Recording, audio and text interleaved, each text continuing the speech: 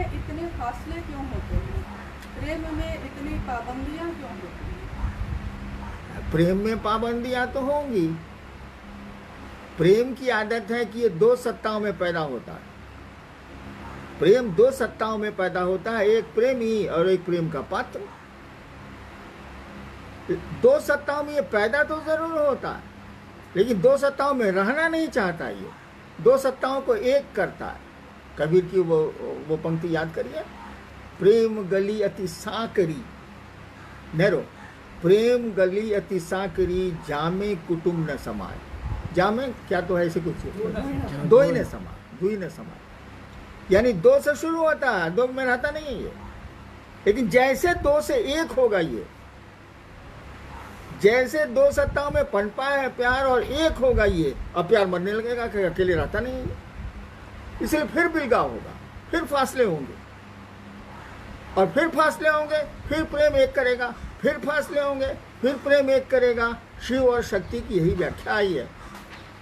वो भगवती शिव से इतना प्रेम करती हैं, लेकिन प्रेम जब करेंगी तो दोनों सत्ताएं एक होंगी, और जैसे दोनों सत्ताएं एक होंगी, अब प्रेम टूटेगा। प्रेम अकेले रहता ही नहीं है, दो मिल जाएगा, और ये हर पल चलता रहता है, ये विरह मिलन, विरह मिलन, विरह मिलन। तो प्रेम में तो फासले होंगे। पाबंदियां तो हमारे आपके जीव भाव के चलते हैं, हमारे अपने कर्म, अपने स्वकर्म हैं, हम लोग का अपना किया हुआ कर्मफल है, जिससे पाबंदियां भी लगती हैं और छूट भी मिलती है। जी, भाई आलोक जी कटिहार से हैं कि इतनी कठिनाइयों के बाद भी मैं जगत को ही क्यों चाहता हूँ, शिव मंत्र भारी क्यों नहीं होते? है क्या कि वो शिव जीव भाव में, जगत के भाव में हमारे आपके रूप में दिख रहा है। वही शिव जब जीव भाव में आता है, सृष्टि की इच्छा करता है, तो जगत और जीव सृष्टि होता है।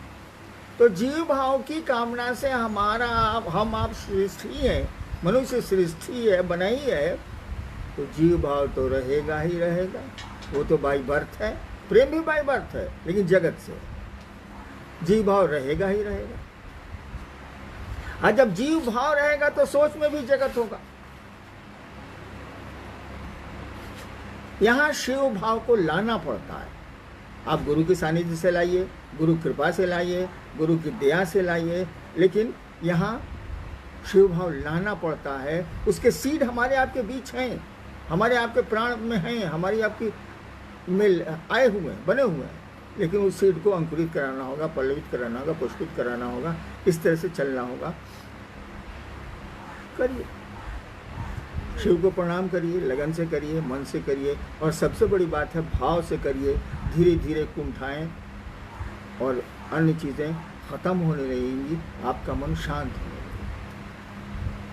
जी, ओम जी विराटनगर नेपाल से हैं, कैसे हो पाएगा प्रथम और तृतीय सूत्र?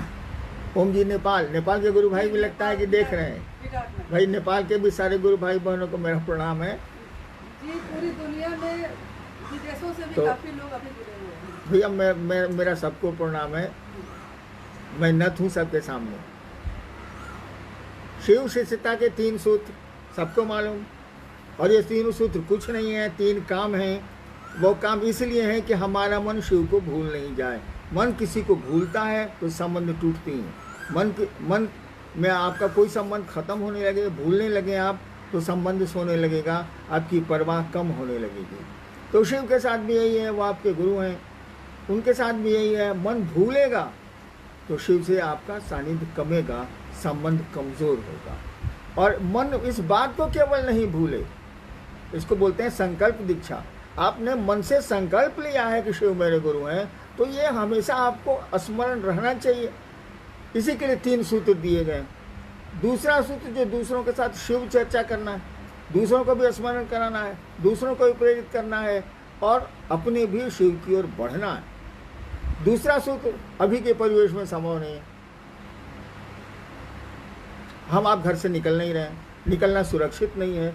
हम लोग कह रहे हैं कि आप घरों में रहें, सुरक्षित रहें। अरे जिंदगी रहेगी तभी न शिव हमारे आपके लिए। शिव तो रहेंगे, लेकिन हमारे आपके लिए तो नहीं रहेंगे। अब मरने के बाद क्या होता है ये तो मुझको मालूम नहीं। तो जिंदगी रहेगी तभी। तो प्रधानमंत्री जी ने कहा ना, जान है तो जहान है। तो दूसरा सूत्र तो संभव नहीं है। और मेरी जीवनी को आप देखें, मैंने 1974 में शिव को गुरु माना था, आरा के गांगी स्मशान में। 8 वर्षों तक मैंने किसी से नहीं कहा कि मैंने शिव को अपना गुरु बनाया, यही कोई चर्चा नहीं हुई, कोई बात नहीं हुई। लेकिन एक संकल्प था, एक निश्चय था, वो भी दृढ़ निश्चय था कि मैंने शिव को गुरु माना है, अब उन्हीं को गुरु मानूंगा, जो होगा सो देखा जाएगा। अगर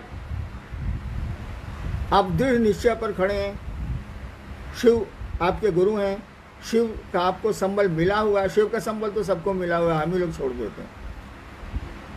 अगर हमको आपको शिव का संबल मिला हुआ है, प्राप्त है, तो कोविड-19 से कहाँ डर रहे हैं भैया? किसी से डर जाना तो कोई इलाज नहीं है। अब कोई मौत से डर के कोई काम ही नहीं करेगा। मौत तो ऐसे भी आनी है, आज नहीं तो कल। यहाँ जो भी आया जाएगा। तो कोविड-19 से क्या डरना, उसे लड़ना है।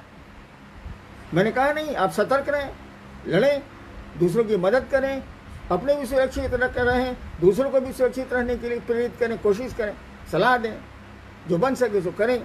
डरने से कैसे काम चलेगा? मैं 72 साल का आदमी डर जाऊंगा तो मेरे प्राण धुक धुक करके यही निकल जाएंगे। डरने से काम चलता। और जब जानते हैं कि मौत आनी है तो मौत से क्या डर रहे हैं, वो तो आनी ही आनी है। हाँ, बीमारी है, उसे लड़ेंगे हम तो शिव के शिष्य हैं, लड़ेंगे, देश को भी बचाएंगे, दुनिया को भी बचाएंगे, समाज को भी बचाएंगे। इसलिए घबराना नहीं है, हम आप घबराएं नहीं, लड़ें, सतर्क रहें, सुरक्षित रहें, दूसरों को भी सुरक्षित रखें। आप सबों को मेरा प्रणाम।